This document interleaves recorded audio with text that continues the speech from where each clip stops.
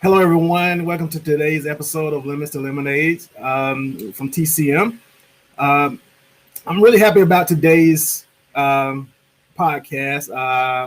I guess today has been a big brother to me for about 30 years. He tried to keep me, a young airman, out of as much trouble as possible while teaching me a few things along the way. He's an educator, a mentor, a businessman, Air Force veteran, and more importantly, he's my friend, Anthony King. Hey, thank you today, man, for joining us. Oh man, appreciate that intro. Appreciate that. No worries, no worries. This is actually more for me than anybody else, because I love talking to my friends, and I don't get a chance to do it enough. So just to take this platform, I really appreciate you joining us, man. But I'm gonna jump right into it because as you said earlier, you long-winded, and we ain't got but 20 minutes, so I don't want to take up the time. There you go. But I want take a few minutes and just introduce everybody to yourself. Tell us a little bit about you, man. Oh, cool. Appreciate it. Like you said, Anthony King, man. I'm from Florida, from originally born in a little small town called Live Oak, Florida. Only because the even smaller town we lived in called Branford, Florida, didn't even have a hospital, so we had to go to 24 miles from that. But I grew up in Fort Lauderdale, South Florida, and grew up with sports and music. A lot of brothers, and I'm way down at the bottom of a 10, 11, 12, 13 siblings. I'm down at the bottom, second to the last. Okay. But it was a beautiful thing. We were rich in love, so that's why I picked up all of my care and concern that I think people are gonna hear about in this cast. Graduated high school, joined the Air Force, did 9 beautiful years, met some wonderful people such as yourself and a host of others who have been nothing but like a family to me over the years and all that kind of stuff. And after I got out of the Air Force, I went back home for a little bit, then relocated up to Tennessee. Went to Murfreesboro, Tennessee, and enrolled at Middle Tennessee State University and earned me a degree in social work. Um, yeah, my wife of now 23 years is a social worker also, and she's been an inspiration to me, along with my mom, who, even though without a degree, she was a social worker herself in the work that she did. Yes, she is. Yeah, you knew her, yeah, She and was. yeah, so 2011, man, I moved down to New Orleans and got in the education system down there, which is 100% pretty much charter schools as far as the public schools go. And just really started climbing the ladder. And that bug that I've always had of working with youth was just illuminated. And I just continued to just work and work and work. Formed a nonprofit organization called Keep Rising, a leadership council for youth with two other gentlemen who I worked with in the first charter network in 2011, and we've been trying to do some good things, man. We've had some bumps in the road. We've learned some stuff. The pandemic has been the biggest hurdle for us, but here we are, and now I'm still enjoying it. But had another hurdle hit us over the last week. Yeah, for those who know, in New Orleans area, Hurricane Ida. Oh yeah. Thank you Oh again. yeah. Okay. Since you've on it, and I'll come back to another question I got, but tell us a little bit about how things are going. I know you were affected by Ida, and you had to, evacuate. You went to Houston, Texas. Shout out to all the people in Houston that are supporting everybody. But tell us a little bit about how you're approaching it professionally, entrepreneurially, and everything in between. Okay. One, I want to echo that shout out to Houston. It's been nothing but good for me. The people are great here. No problems at all that I've experienced. Though I've heard of some people having some situations, but that's besides the point with me. Personally, I have a primary home, and then I have some rental properties down there. And primary home fared pretty well. Nothing seriously damaging, no serious damage, but some serious damage to some rental properties. So that's going to be a challenge. But being displaced in itself is a challenge.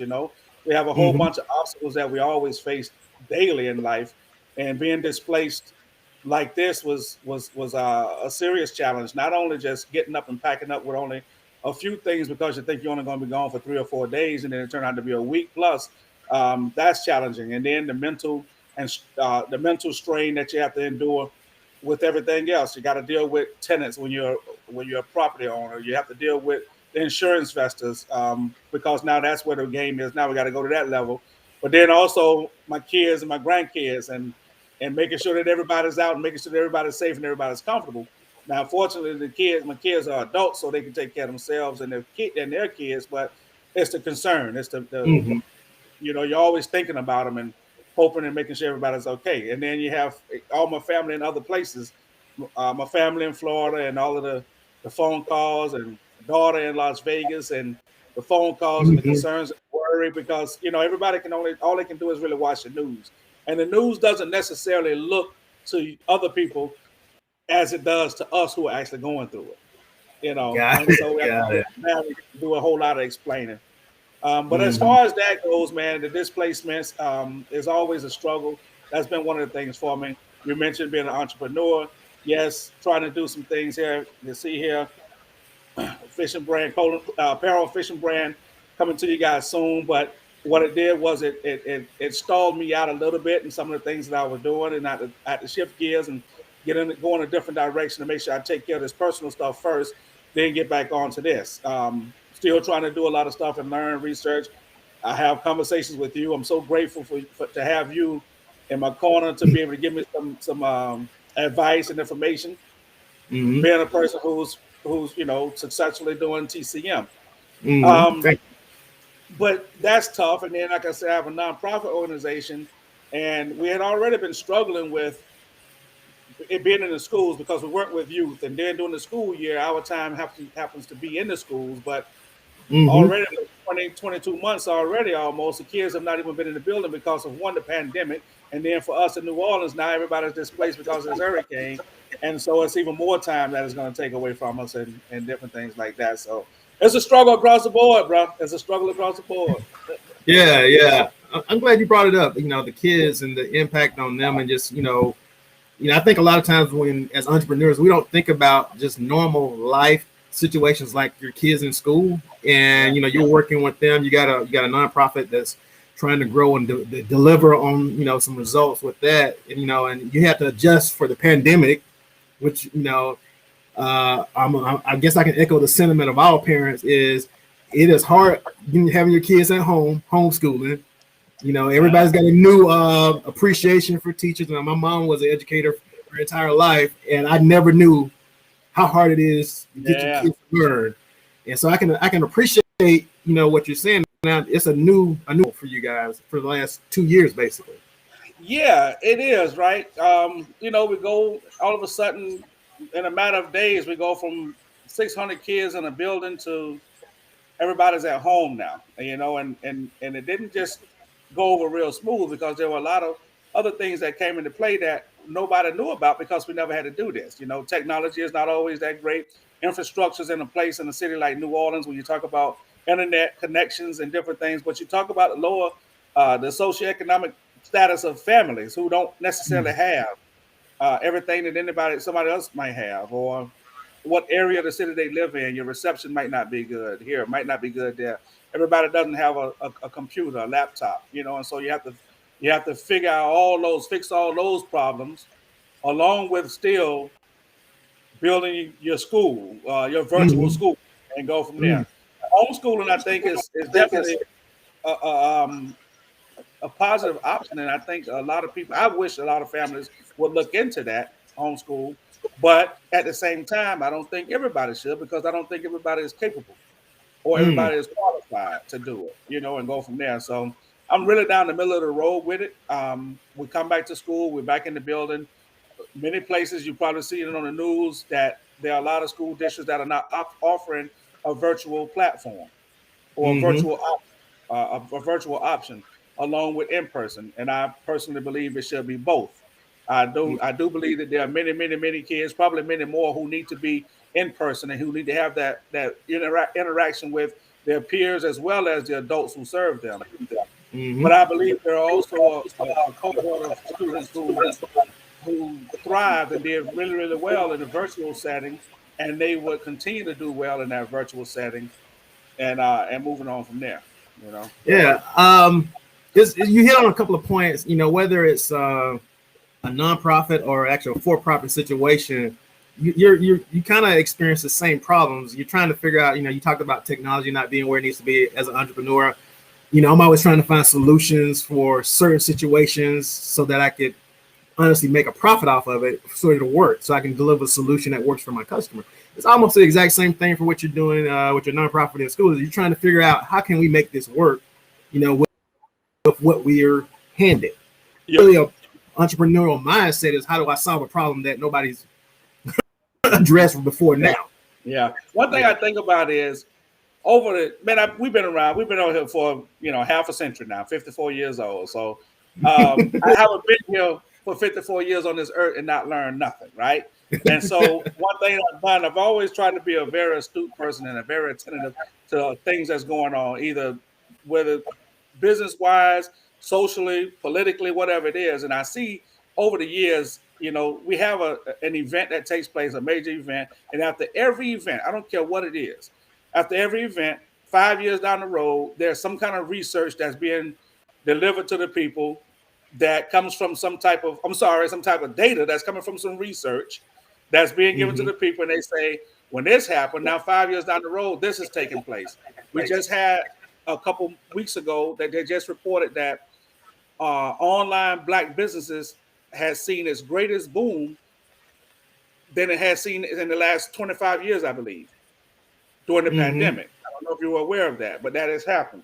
We also have seen that the enrollment at HBCUs, because of the stuff that happened with George Floyd and different things like that, we saw with the HBCUs have now taken up an enrollment jump. I mean, astronomically in a lot of ways, right? So there's always something that's going to happen after the event. So now I look at us, and we talk about technology, we talk about business. We always want to try to look down the road. And I just fear that, I just believe in my heart that 5 years from the pandemic, we're going to see, from when it first started, 5 years down the road, we're going to see reports that in certain school districts, in certain cities, in certain states, they embrace virtual school, and they're doing really, really well. And then again, inner cities, which is predominantly Black for us, and then low income families, we're going to be the ones left behind again. And so we always talk about trying to close those gaps, whether it's education, whether it's economics, whether it's business, whether it's socially, whether it's health, whatever it is, we're always trying to close some gaps. But then an event takes place, and then the gap gets wider, And so I just don't believe that enough of us, or the right people of us, are really paying attention to those things, Yeah, it's that. I guess it's like when I look at it from a business perspective, what you're talking about is resources.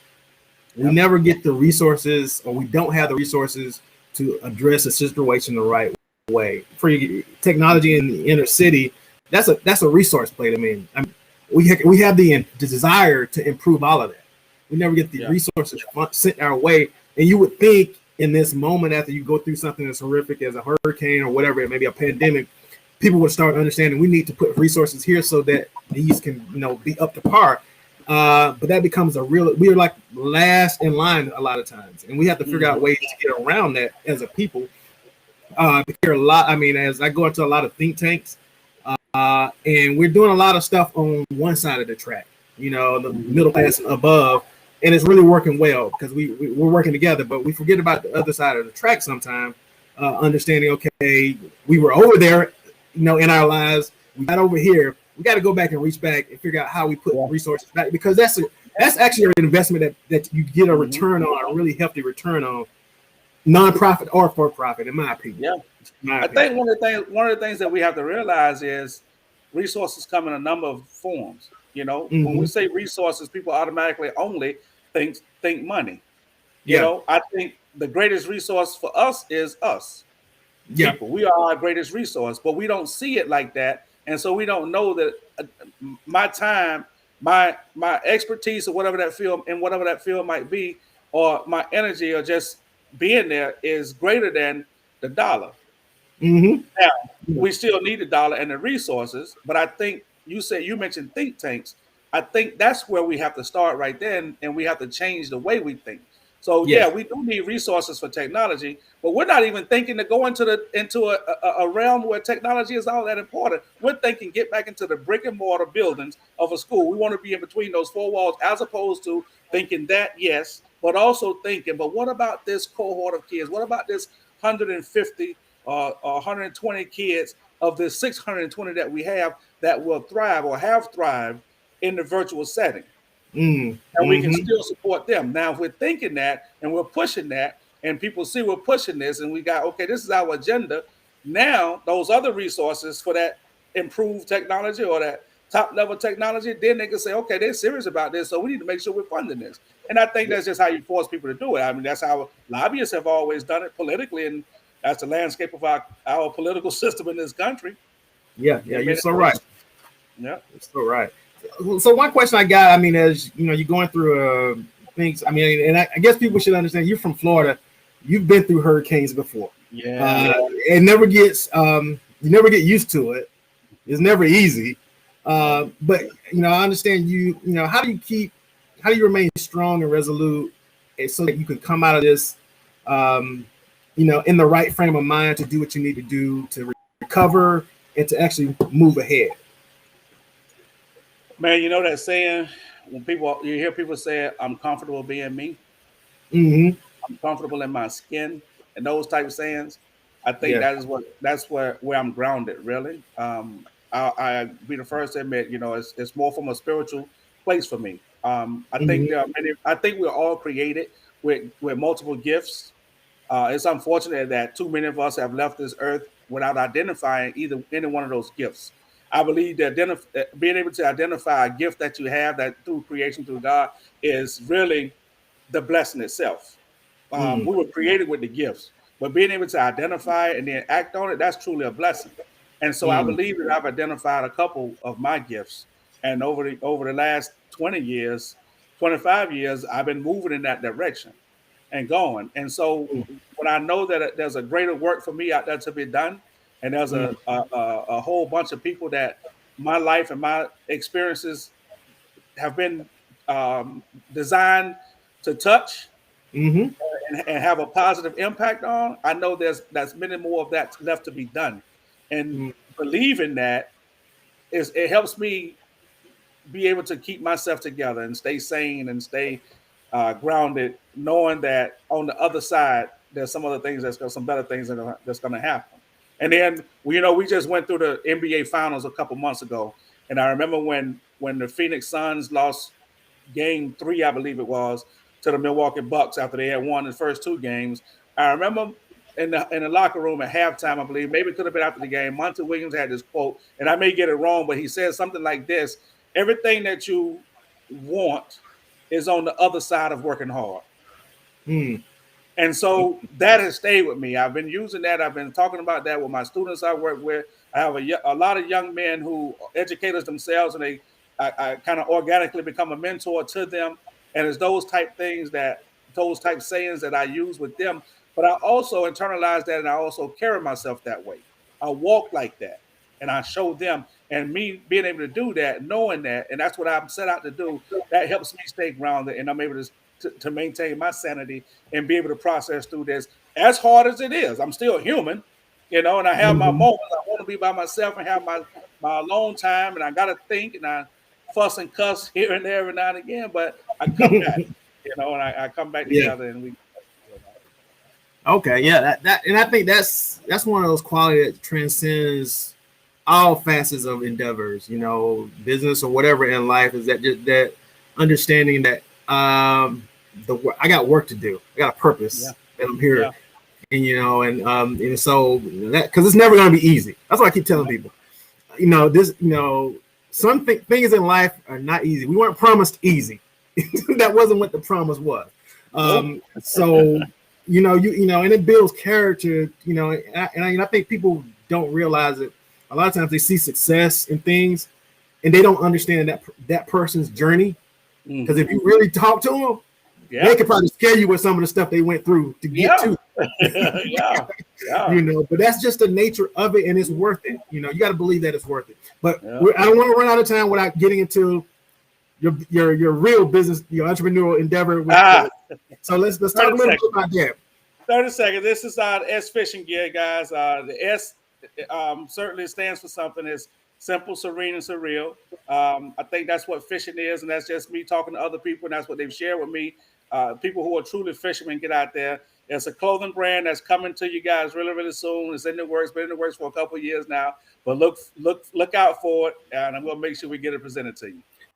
Now, I don't want to leave without you told me the story of how you came up with this idea. I think it's really a good story to need to hear. So run that through for him. All right. So the S, so one, I'm looking at this. Actually, I didn't tell you this part though.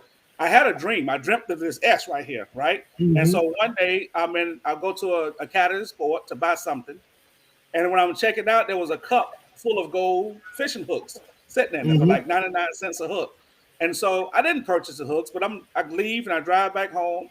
But I'm thinking about those hooks at the same time. I'm like, man, you just had a dream about these hooks, and now you see them. So I leave my house again. I go to another Academy Sport, which was a little bit closer to me. And I go, and sure enough, they had the hooks as well. So I bought two of them. And I go home, and I start playing around with these hooks and wrapping them around each other like a little fidget gadget thing. And I end up forming this S.